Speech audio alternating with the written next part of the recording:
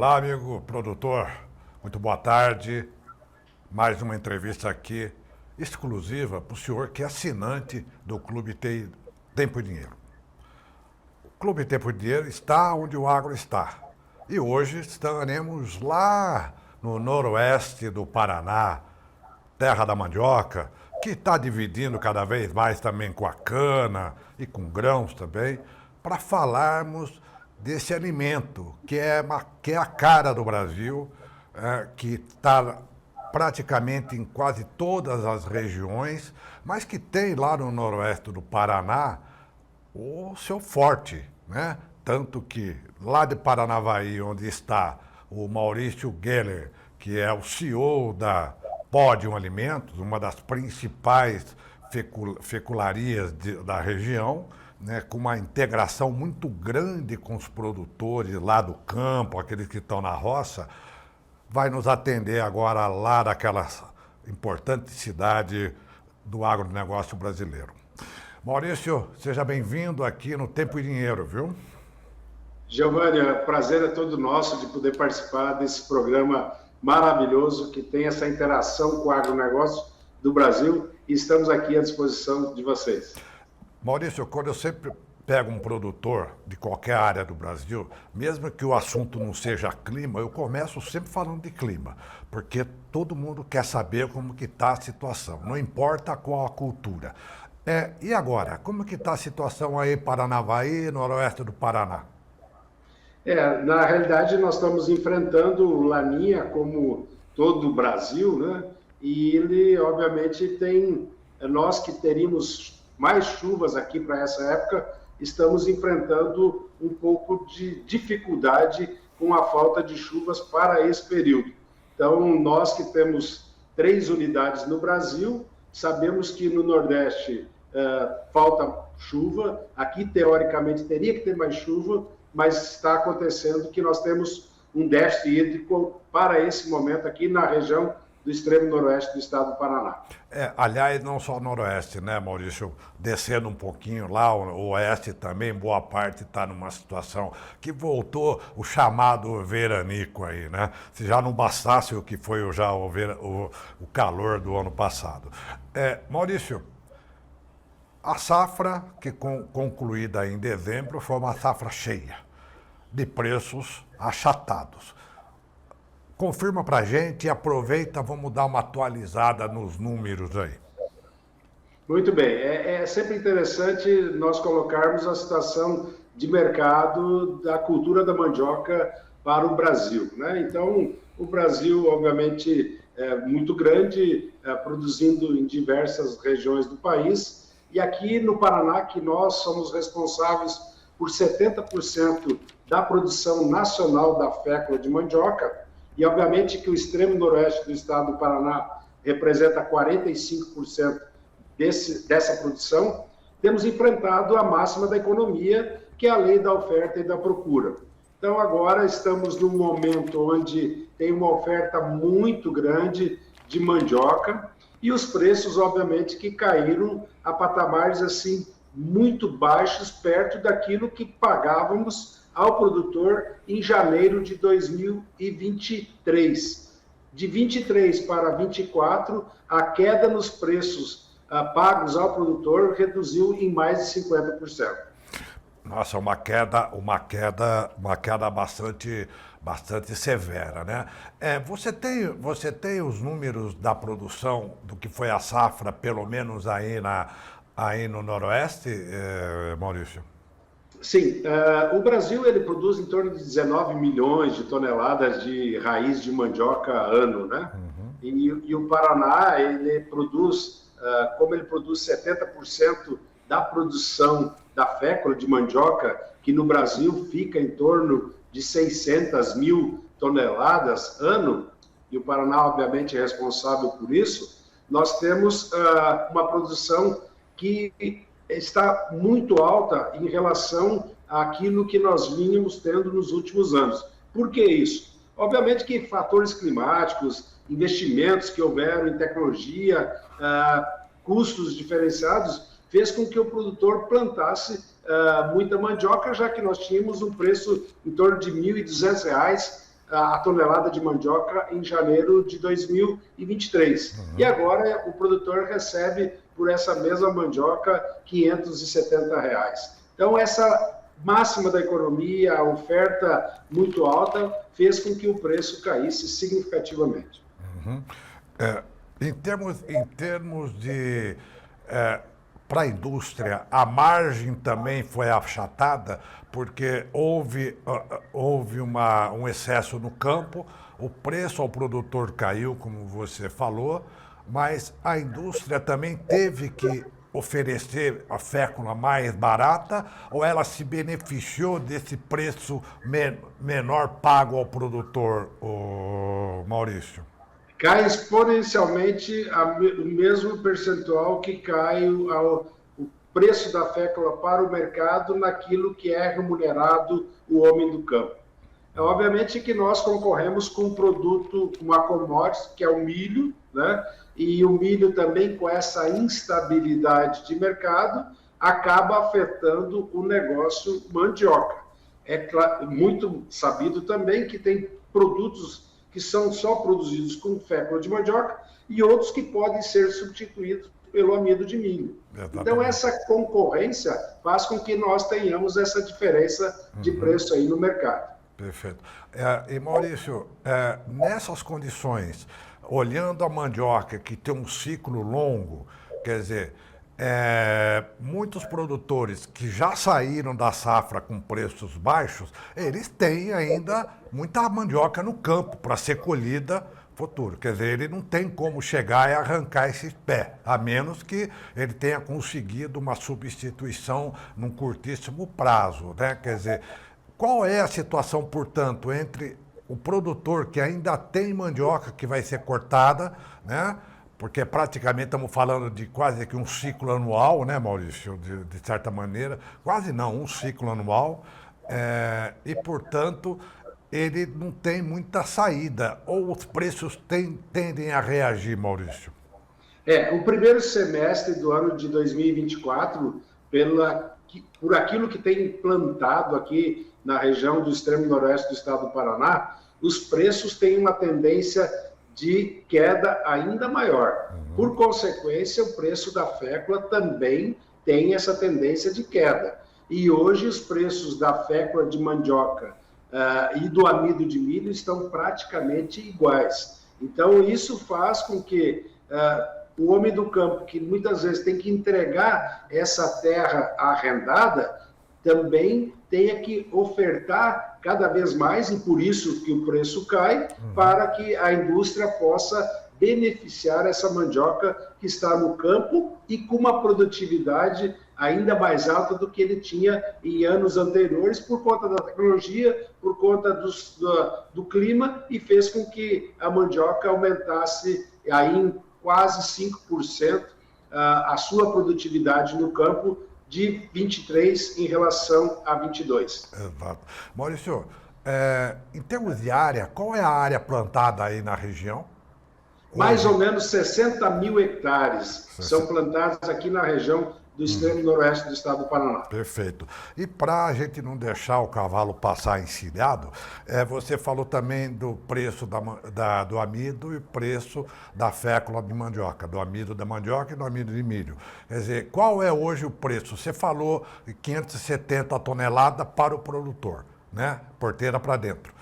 E para a indústria hoje, quanto está valendo a tonelada ou o quilo? Não sei qual a unidade de medida melhor para vocês aí.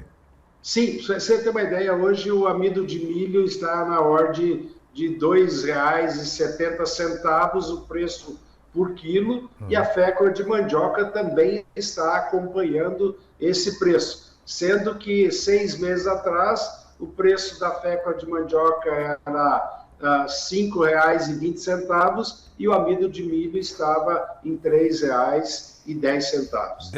Derreteu essa praticamente. Diferença é muito grande. Praticamente derreteu, né? Quer dizer, desimultiplicou, vamos chamar, olhando assim para baixo. É verdade, caiu pela metade o preço, né? Tanto para o homem do campo como o preço para as indústrias que utilizam o amido de mandioca, a fécula de mandioca, nos seus produtos em termos de Brasil e até em termos de exportação, que o Brasil exporta muito pouco, porque tudo é consumido no mercado interno, e a gente concorre com os mercados asiáticos que produzem fécula de mandioca para abastecer o mundo. Né? Exatamente. Aliás, já a gente vai chegar nesse ponto aí. E Maurício, nessa situação, eu não sei como foi a safra anterior a 2022, por exemplo, mas a continuar essa situação de preços muito baixos, do custo começando provavelmente a aumentar, como em alguns outros setores, em algumas outras culturas. Poderá haver uma diminuição de produtor que vai migrar para outro produto, vai arrendar para outros, a gente sabe que aí tem uma base produtora de cana mais para o lado ali de Maringá, também importante, né? Os grãos também estão chegando um pouco mais aí. Como que você vê essa disputa pela terra, Maurício? Aqui nós temos também uma área muito grande de plantio de laranja, né? Laranja, exatamente. Isso, muito bem lembrado. Obrigado. Exatamente. Tem uma safra, tem uma produção muito grande de laranja e grandes empresas estão aqui na região do extremo noroeste também. Então, além da cana, além dos grãos, além da pecuária, que é o nosso forte aqui, né? Nós temos muito grande essa entrada da cultura da laranja aqui. Então, a gente acaba disputando no arrendamento de terras com esses nichos de mercado. E, obviamente, que para o produtor entender, aqui nós chegamos a pagar R$ 15.000 o arrendamento do alqueire para 2 ciclos de mandioca, pelos preços terem caído, hoje esse arrendamento já está na ordem de R$ 10.000. Então, você veja o quanto caiu também, por quê?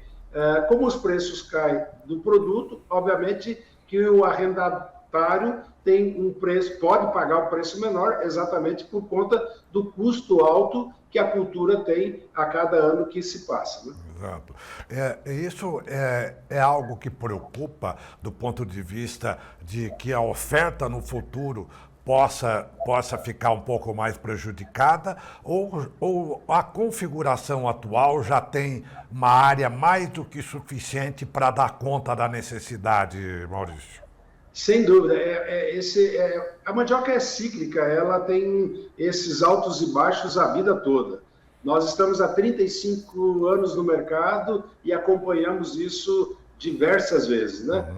Quando tem preços bons, obviamente que entram produtores que não são específicos do negócio da cultura da mandioca. E aí acaba tendo uma oferta muito maior, os preços caem, desestimula aqueles que não são do negócio e ficam só aqueles produtores tradicionais que produzem mandioca a vida toda, sendo sempre bem remunerados, ora ganhando, ora empatando, ora ganhando um pouco menos, mas nunca deixando de ganhar, né? Então acaba com que hoje os preços pagos ao produtor mal e mal cobrem o custo de produção por tonelada da raiz no campo. Então, nós temos sempre essas oscilações aí com o mercado da mandioca. Agora, eu fico imaginando, Maurício, para você e para os seus amigos aí, os que já são fiéis produtores, né, de gerações, passando já de avô para filho, para pai, para filho, esses já estão no negócio, sofrem esses altos e baixos. Mas eu fico imaginando aquele produtor entrante, que está entrando no negócio que tem no mínimo um ano para ser produto, para sair, para ter a rentabilidade lá na frente. Como que ele faz para fazer essa previsão? Porque hoje ele pode estar olhando o preço ruim, o preço, por exemplo, ruim da soja. Então ele talvez não vá produzir, mas ele também poderia estar ao contrário. Ele poderia estar olhando aqui em um ano o preço da soja indo bem e ele desistir da mandioca e aí o mercado vira como virou agora no final do ano passado, do dia para a noite, quando o El Niño foi mais severo do que se previa. É verdade. Como toda cultura, ela tem essas oscilações. E como a gente também disputa com grãos, que são commodities, e tem os preços internacionais, mandioca não tem muito essa disputa com o mercado, como raiz, como cultura propriamente dita, sim, como produto final, mas o produtor fica realmente difícil, porque a cultura da mandioca é uma cultura de ciclo longo.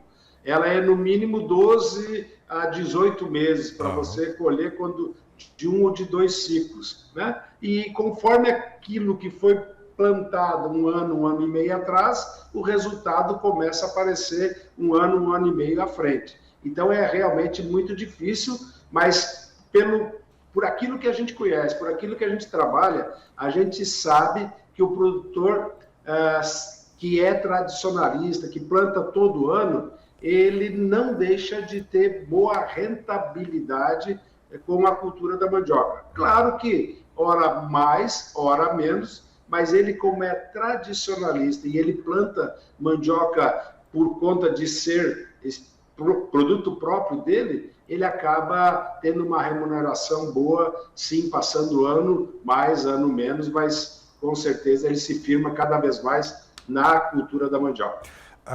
E, Maurício, a cultura mandioca presente praticamente no Brasil inteiro, naturalmente ela tem as suas diferenças de consumo. Não estamos falando aqui nem da mandioca de mesa, estamos falando da mandioca para a indústria ainda, né? Naturalmente que aqui no sul, onde nós estamos, você tem a base consumidora para os quais as indústrias fornecem é muito maior. E você tem outras unidades, uma do Nordeste, por exemplo. Qual é a diferença em termos de a oferta do campo e a oferta que você, indústria, põe no mercado, Maurício? É bem interessante isso. Nós que temos uma unidade na Bahia, e 3 anos a gente ficou trazendo produto acabado da Bahia para cá, para o sul, por conta das condições climáticas lá do Nordeste. Para complementar a produção daqui. Exatamente, porque as 3 unidades que nós temos, 2 no Paraná e uma na Bahia, são complementares, uma atende a outra, né? Uhum. E ela, obviamente que nós então tínhamos uma produção muito boa lá no Nordeste. A Bahia é o terceiro estado maior produtor de mandioca para fins industriais do Brasil, e o Paraná é o segundo, e nós tínhamos então trazíamos produto acabado de lá para cá. Esse ano de 2024 nós estamos fazendo ao contrário, nós estamos mandando produto aqui do sul para o Nordeste, para ser lá industrializado e obviamente atender um mercado nordestino, que é um mercado muito grande e muito forte, que consome muitos produtos à base de mandioca oriundos da fécula aqui do sul do Brasil. Verdade. Porque no sul do Brasil estão as grandes fábricas, os grandes produtores, e lá, obviamente, que no Nordeste estão os grandes consumidores. Pelo ato de consumo de produtos derivados da cultura da mandioca. E no caso aqui do sul, a fécula também entra como subproduto para outros produtos finais, né, Maurício? E lá no Nordeste não, é a base mesmo, estamos falando praticamente só de farináceos, né? Porque a base industrial para transformar essa fécula em outros produtos é muito mais baixa que aqui, né? Sem dúvida, Giovanni, mas assim, interessante porque, por exemplo, o Nordeste produz muitos produtos lácteos e que tem o amido de mandioca como um ingrediente básico dessa produção. E também tem muitas indústrias de produção de molhos, como ketchup, maionese, mostarda, pasta de alho, enfim, base, e que né? também usa a fécula de mandioca para essa aplicação. Então tem um mercado muito grande, além da goma de tapioca, do beiju e outros produtos, outros pratos que são produzidos lá no Nordeste e consumidos em grande escala, com basicamente fécula de mandioca oriunda aqui do sul do Brasil. Você lembrou do leite, que no caso do leite, a fécula de mandioca ajuda a dar um suplemento alimentar para uma região que tem um baixo consumo de calorias, né, e de energia. As compras públicas já exigem esse tipo de blend, né, Maurício? Sem dúvida. E assim, hábitos de consumo também, né? O Nordeste tem hábito de consumir muita farinha de mandioca.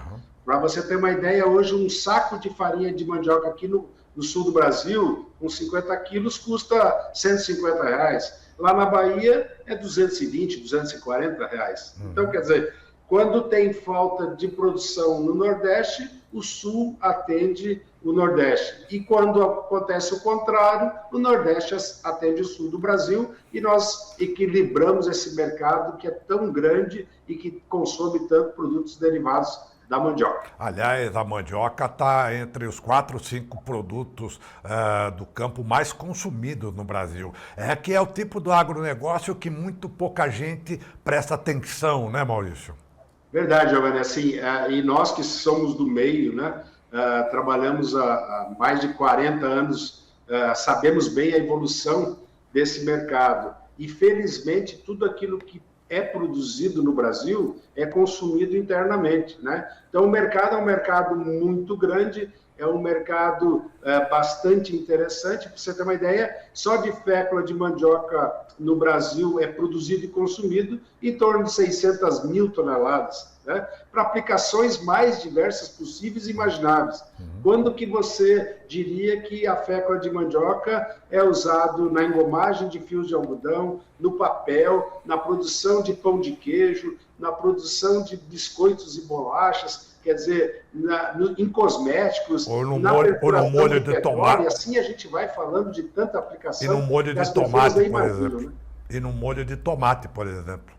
Também, exatamente. Exato. Na indústria alimentícia, assim, a aplicação é enorme, cada vez mais, né? Maurício, para a gente ir concluindo, o Brasil não tem nenhuma participação no mercado externo, se tem muito sazonal e muito esporádica e muito pontual. As importações, em algum momento, chegaram a ter algum tipo de ameaça ao produtor nacional? Chegou a algum momento aquela produção da Tailândia está mais barato que o custo de venda e de produção no Brasil, mesmo com a diferença cambial? Como que é esse mercado externo para nós aqui? O Brasil, assim, exporta muito pouco por conta do consumo ser praticamente absorvido aqui internamente. Mas quando quando comparamos aos preços internacionais, a gente sempre tem um mercado regulador, que é o mercado asiático, e a Tailândia é um grande país. Para você ter uma ideia, hoje lá, a tonelada de fécula de mandioca posto no porto de Bangkok é $535, né? Quer dizer, é o mesmo preço quase que do mercado interno.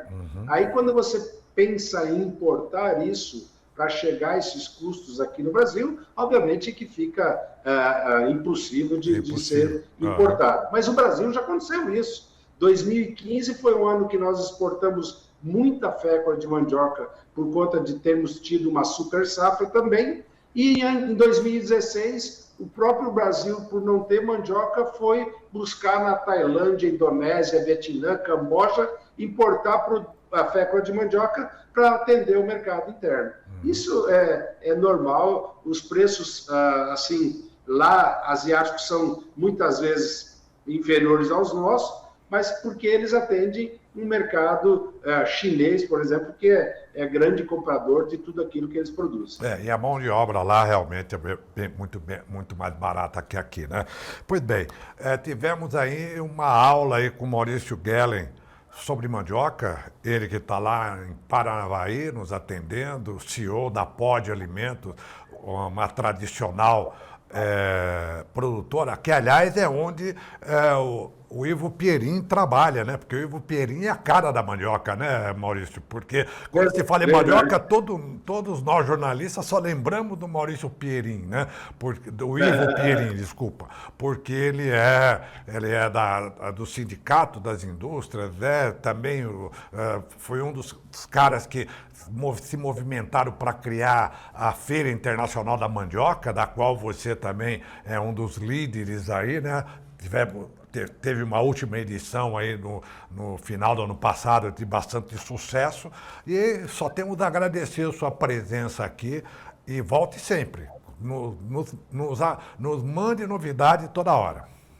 Giovanni, eu que agradeço e como você citou o nome do Ivo, ele gostaria de estar aqui junto com você, mas ele está numa viagem internacional para a Tailândia, inclusive, para ver a situação de mercado lá. A gente anda o mundo todo para saber das oportunidades, mas fica o abraço do Ivo, o meu abraço a todos os ouvintes e a todas as pessoas que estão participando e também sempre à disposição de vocês aí naquilo que a gente possa ajudar a esclarecer e falar sobre a cultura da mandioca para o seu programa Tempo e Dinheiro. Ok. Muito obrigado, Maurício. Até uma próxima, então. Valeu, um grande abraço.